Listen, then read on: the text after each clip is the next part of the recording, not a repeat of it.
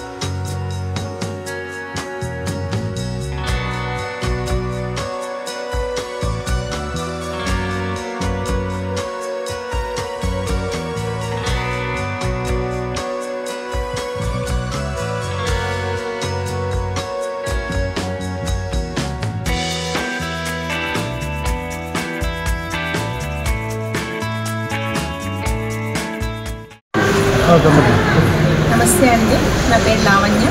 నేను శ్రీ గణేష్ దేవస్థానం రుద్రారం కార్యనిర్వహణాధికారి.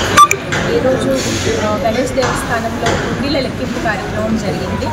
ఇటు కార్యక్రమంలో మా చైర్మన్ హరిప్రసాద్ రెడ్డి గారు, మా ధర్మకర్తల మండలి సభ్యులు, దేవాదాయ శాఖ ఇన్స్పెక్టర్ రంగారావు గారు, వారి పర్యవేక్షణలో ఈరోజు హుండీ లెక్కింపు కార్యక్రమం జరిగింది.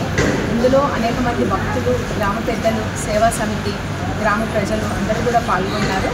ఇది 78 రోజుల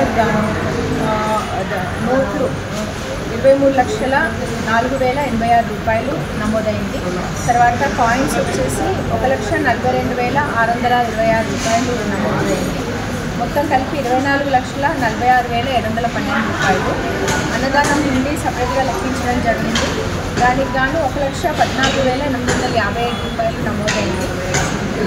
ఈ 78 రోజుల హుండీ ఆదాయం వచ్చేసి 25,61,569 రూపాయలుగా నమోదైంది.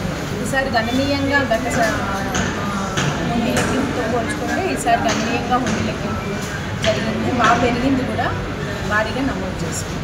Thank you. ఈరోజు హుండీ లెక్కింపడం జరిగింది. 78 రోజులకు గాను 25,6,669 రూపాయలు రావడం జరిగింది.